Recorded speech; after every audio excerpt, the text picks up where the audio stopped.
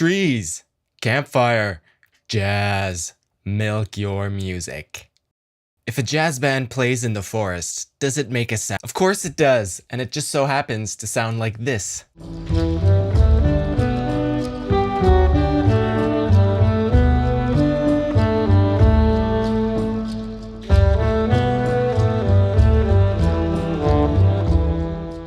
Ever wanted to get that campfire vibe, that hobbit party kind of vibe, that Bon Iver vibe? Yes, you did. If you answered no, you're lying to yourself. So what's the secret to this sound? Well, let's get started. So we've got this song called Canon by the Plastic Waistband. First things first, we're gonna need to nail our ambience, and a key component to that is how we're going to approach the drums. Normally, you'd want to have as many mics on the drum as possible, sometimes even 2 close mics. No, just no. This idea is not going to work here. We need to feel like we're sitting in a circle with our friends and that we can see where every sound is coming from. Nobody listens to drums with their ears right against the drum skins. So all we're going to keep is the overheads and the kick mic and whatever mics you have for percussion. In this case, goat toenails and tambourine. So all you've got to do pretty much just roll off some of the highs on the overheads to get rid of to make it sound soft, and EQ the kick so you can get it to where you like it. And that's pretty much it. Here's what it sounds like with the close mics.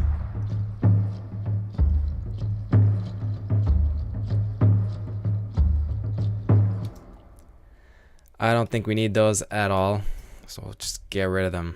So look, most of the sound is coming from the overheads. Got a really basic EQ on both of those, cutting out the highs.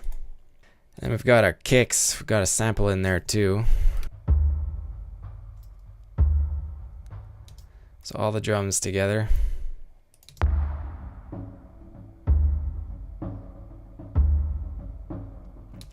Now we add the goat toenails. Is it goat toenails or greatest of all time toenails?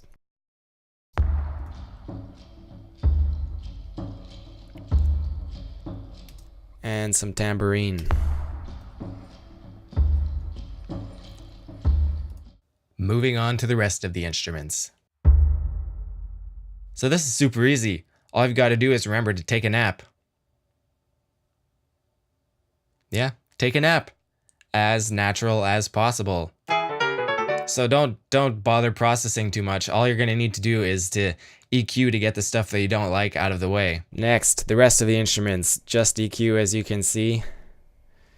Got our bass.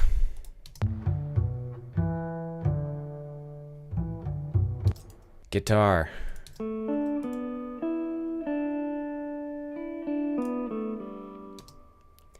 Saxes.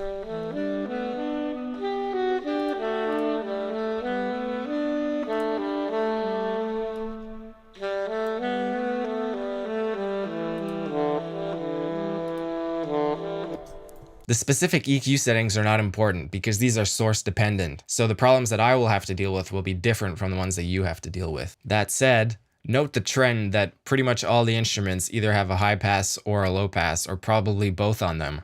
Low passing will help us give this nice, soft, diffused, and lush sound to the instruments, whereas high passing will help make room for the kick, which I want to be a centerpiece for this song.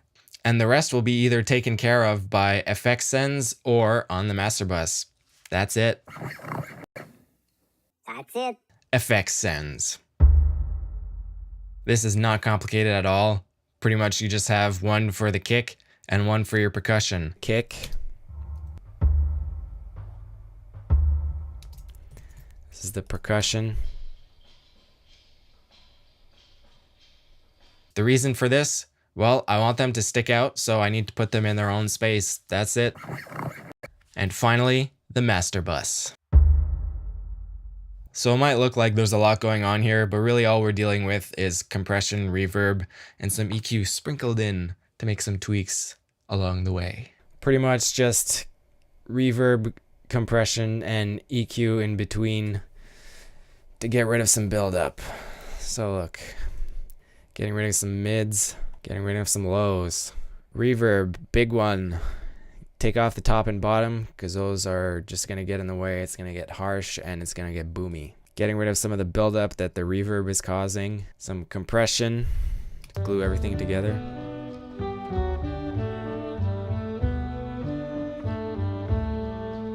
So our main compressor is there to glue everything together, add some vibe, and to make sure that nothing pokes out too much. Because we want this to sound soft, like a dewy meadow. What is interesting is using a reverb plugin directly on the master output.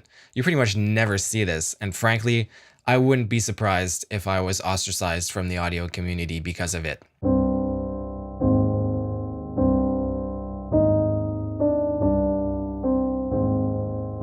By now, the reason for this should be obvious to you. We want everything to sound like it's in one space and that we ourselves are in this space too. So rather than having each instrument have its own reverb plugin or being sent to a different reverb and getting the perfect amount, we're just going to be lazy and put one on the whole thing. That's it. That's all. Thank you. Next. The last interesting thing that I'll point out has to do with the kick. As I mentioned before, I wanted this to be a focal point of the song, and as it is now, it's not sticking out enough. Turning it up would make it too loud. Turning everything else down would do the same thing. EQing it to stick out more will probably make it sound unnatural and stupid. So our only other choice is to ask Daft Punk for the answer. Sacré bleu? Sidechain le kick? Yep, we're gonna sidechain the kick in a jazz recording.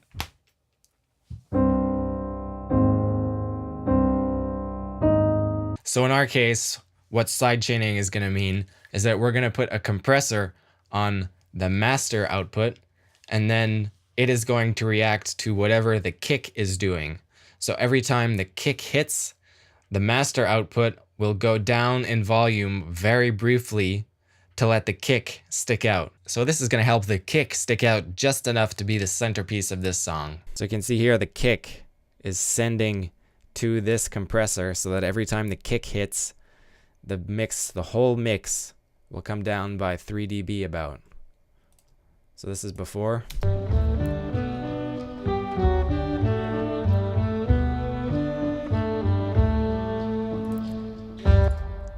This is after.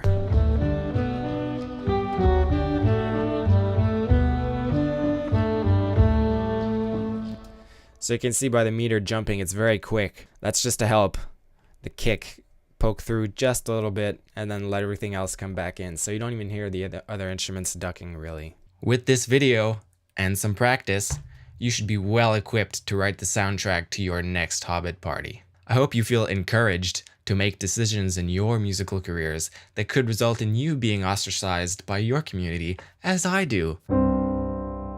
My name is Nick Gaumont. Milk your music.